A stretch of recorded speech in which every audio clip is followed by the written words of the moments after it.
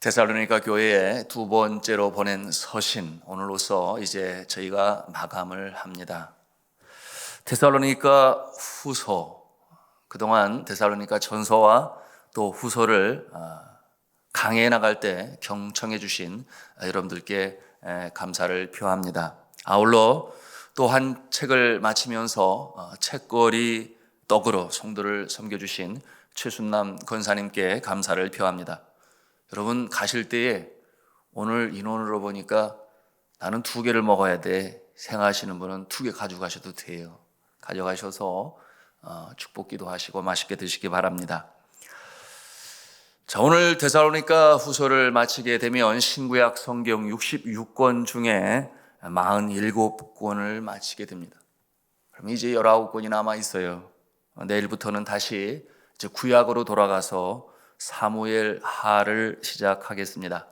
여러분, 이 사무엘 상은 지난 2019년에 금요 기도회를 통해서 함께 사무엘 상을 묵상했어요.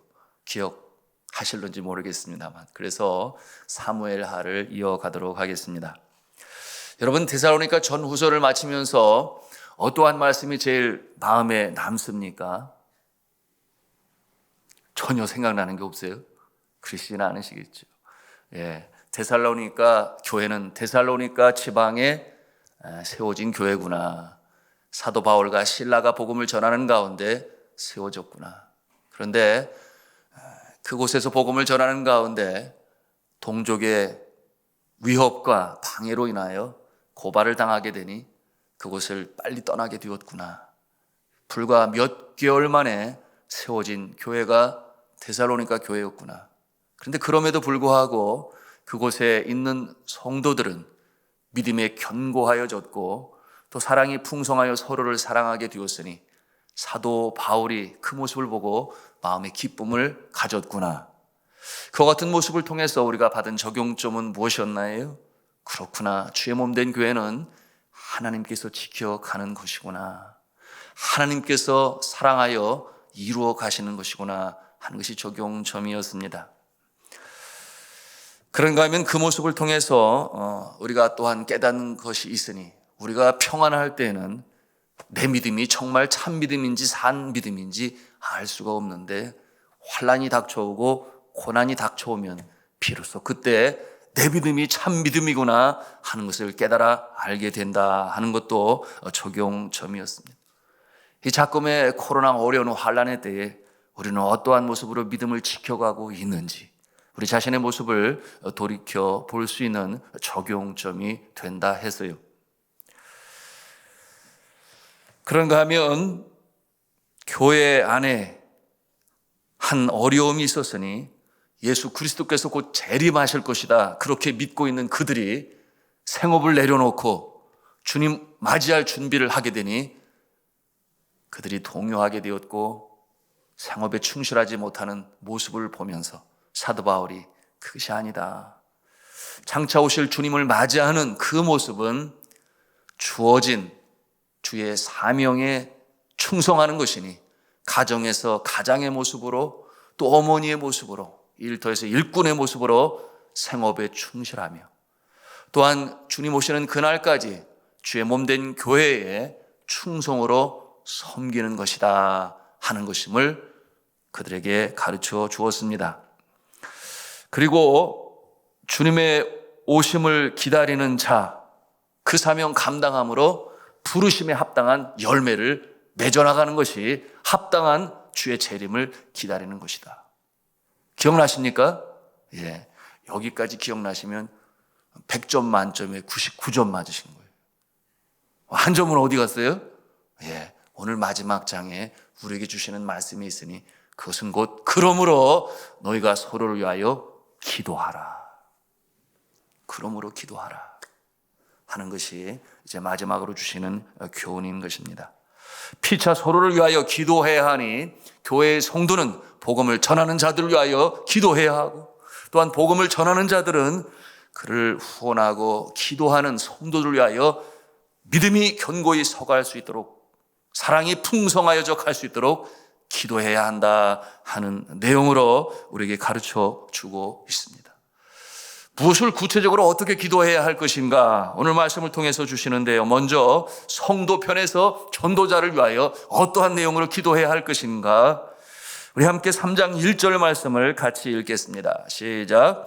그처럼 형제들아 너희는 우리를 위하여 기도하기를 주의 말씀이 너희 가운데서와 같이 퍼져나가 영광스럽게 되고. 어떤 기도입니까? 주의 말씀이 퍼져나가기 위하여 기도하라. 그러므로 주의 영광이 모든 하나님의 은혜 밖에 있는 자들에게까지도 증거되어지고 은혜 안에 들어올 수 있도록 전도자들을 위하여 기도하라 말씀하고 있습니다. 그런가 하면은 2절에는 어떤 기도를 하라고 또 당부하고 있습니까? 2절 말씀 같이 읽습니다. 시작. 또한 우리를 부당하고 악한 사람들에게서 건지시옵소서 하라. 믿음은 모든 사람의 것이 아니니라. 믿음은 모든 사람들의 것이 아니니라. 악한 자들이 있어요. 회방합니다. 사탄에게 마음을 빼앗겨서 복음 전하는 자들을 공격합니다. 오늘날에도 선교지에서 그와 같은 모습이 있습니다. 여러분, 악한 자들이 있어요. 자신들의 종교와 다른 기독교를 전한다 하여 공격합니다. 그러므로 여전히 선교자가 있는 곳이죠. 우리가 선교지에 선교사를 보내놓고 그 땅에 복음이 왕성히 증거되기를 바라며 기도하는 것은 너무나 중요한 일이에요. 여러분, 여기에서 기도하는데 저기에서 이루어집니다. 수도 없이 저는 경험을 했어요. 현장에 있었으니 잘 아는 것이지요. 그러니 여러분, 기도는 이 시 공간을 초월하는 능력이 있음을 믿으시기 바랍니다. 21세기에 이 세상 사람들이 가장 두려워하는 것이 무엇인 줄 아십니까? 아주 공동체적으로 국가적으로 두려워하는 것이 있는데 그게 뭐냐면 이 대륙간 탄도 미사일이에요. 미국이라는 그 강한 나라도 북한 자그마한 나라를 두려워해요. 늘 예의주시할 수밖에 없어요. 뭐 때문에 그래요? 대륙간 탄도미사일 ICBM이라고 부르는데, 여러분, 이 대륙간 탄도미사일 북한이 가지고 있기 때문에. 그런데 이 미사일은 최대 12,000km를 날아간다고 그래요. 그래서 그 진지를 격파하죠. 그 사정거리는 지구 전체 둘레의 3분의 1 정도를 날아가는 거예요. 이 지구 전체 둘레는 4만 킬로를 조금 넘어요. 자, 그런데 성도 여러분, 우리가 주님 앞에 드리는 기도는 대륙간 탄도미사일보다 더 빨리, 더 멀리 날아가는 줄로 믿으시길 바랍니다. 아주 정확하게 그곳에 날아가서, 왜 그렇겠어요? 하나님이 그 기도를 접수하시고 그곳으로 보내시니 바로 현장에서 역사가 나타난다. 여러분, 그러니 이 사람은 대륙간 탄도미사일을 두려워할지 모르지만, 그러나 악한 이 공중 권세 잡은 사탄은 무엇을 제일 두려워하겠습니까?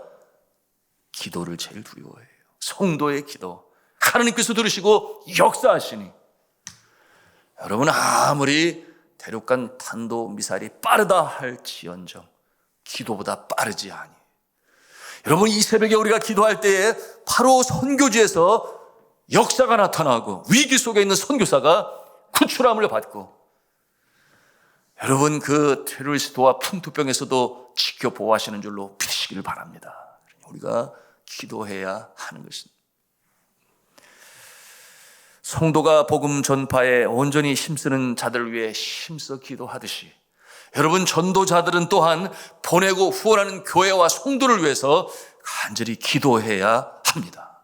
이와 같은 영역은 이제 선교지에서 선교사들이 마땅히 그 모습으로 기도해야 하는데, 저는 선교지에서 네팔에서 새벽이면 신학생들과 함께 기도할 때에 늘 기도의 방향을 대한민국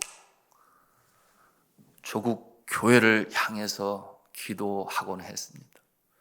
여러분, 파송한 교회가, 그리고 한국 교회가 가라앉게 되면 선교고 뭐고 끝이에요.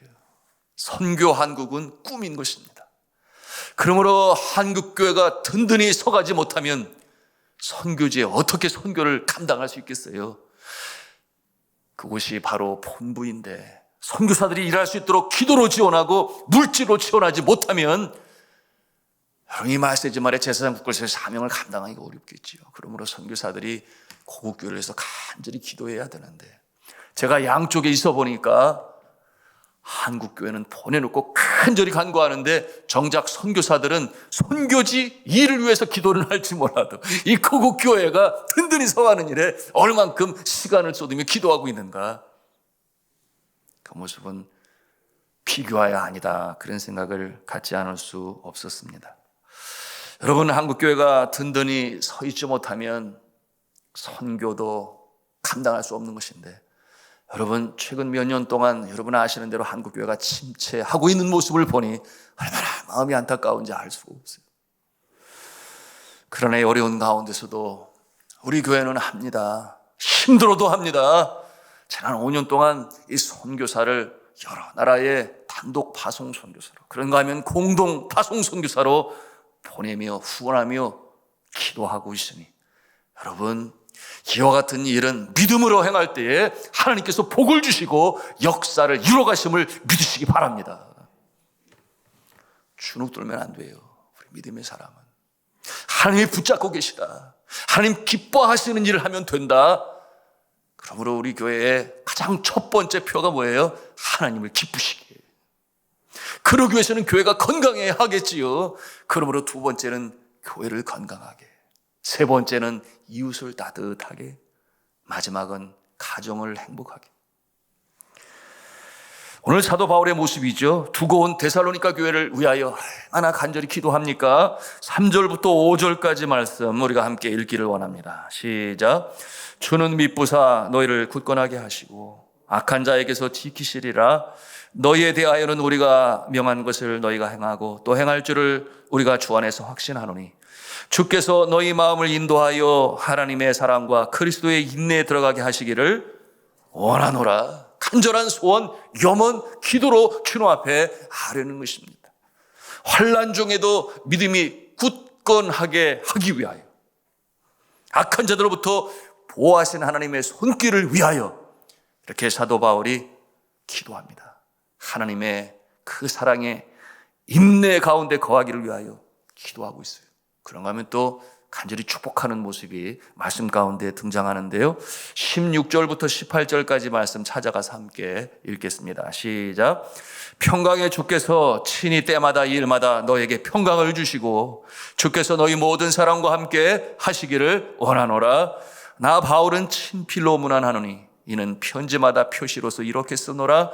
우리 주 예수 그리스도의 은혜가 너희 무리에게 있을지어다. 아멘. 주 예수 그리스도만이 주실 수 있는 하늘의 평강, 주의 은혜가 그들 가운데 풍성히 임하기를 간절히 바라며 복을 비는 전도자 사도 바울의 모습을 우리가 봅니다. 그런데 이 사도 바울이 여전히 이 편지를 쓰는 펜을 놓으면서도 여전히 마음에 우려하고 있는, 마음이 안 놓이는 부분이 있어서인지 다시금 반복되어지는 말씀이 있어요. 그게 뭐냐면 게으름을 경계하라. 그렇게 말씀하고 있어요. 게으름을 경계하라. 우리 6절 말씀 같이 읽겠습니다. 시작. 형제들아 우리 주 예수 그리스도 이름으로 너희를 명하노니 게으르게 행하고 우리에게서 받은 전통대로 행하지 아니하는 모든 형제에게서 떠나라. 게으르게 행하는 자를 떠나라. 그리고 분부하여 가르친 말씀을 지키지 않는 자들을 떠나라. 그렇게 권면하고 있습니다. 여러분, 이 주신 말씀에 충성하라. 이와 같은 내용으로도 주시는데 우리 10절 말씀을 찾아가서 이 권고의 말씀 다시 한번 읽겠습니다. 시작. 우리가 너희와 함께 있을 때에도 너희에게 명하기를 누구든지 일하기 싫어하거든 먹지도 말게 하라 하였더니, 아주 엄중한 말씀 아니겠어요? 일하기 싫어하거든 먹지도 말게 하라. 너무나 중요한 말씀인데, 여러분 세상 사람들은 무의 도식을 좋아할지 모르겠어요. 유럽에서 태어나는 젊은이들은 꿈이 뭐냐? 명문, 백작, 공작, 남작 이런 가정에 태어나서 그저 평생 사교를 즐기고 그렇게 살아가는 것이 로망이다 그랬는데요. 근데 정작 신세계를 찾아가서 신앙의 자유를 위하여 이 아메리카 대륙에 당도한 그들의 후손들, 청년들은 그들의 로망이 뭐냐? 내가 스스로 자수성가하는 것이다. 그렇게 너무나 다른 가치관을 가지고 있어요. 왜 그렇겠어요? 이 미국, 캐나다는 그리스도의 복음으로 헌법이 정해지고 세워진 나라이니 그 넓은 땅 누군가가 개척을 해야 되는데 부지런하지 않으면 게으르면 꿈도 못 꿀 일이에요. 그러니 그와 같은 마음이 성경이 주시는 말씀이니 여러분이 믿는 사람들은 잘 살 수밖에 없어요. 왜 그렇겠어요? 게으르지 않기 때문에. 열심을 품고 주를 섬길 뿐더러 주님이 주신 생업에 최선을 감당하여 살게 되니 믿으면 잘 살게 된다라고 하는 등식이 성립될 수밖에 없어요. 어떻게 보여져요? 기독교 국가들이 선진국의 모습인 것을 보면 우리는 금방 이해할 수 있지요. 여러분, 하나님께서 주신 24시간 똑같이 믿는 자나 믿지 아니하는 자에게 주어지나 열심히 부지런히 사는 자, 게으르지 않는 자, 하나님께서 갑절이나 은혜를 도와주시고 그 모습을 보셔서 어여삐 여기시니 더 큰 은혜를 내려주시고 능력, 지혜를 주시는 줄로 믿으시길 바랍니다.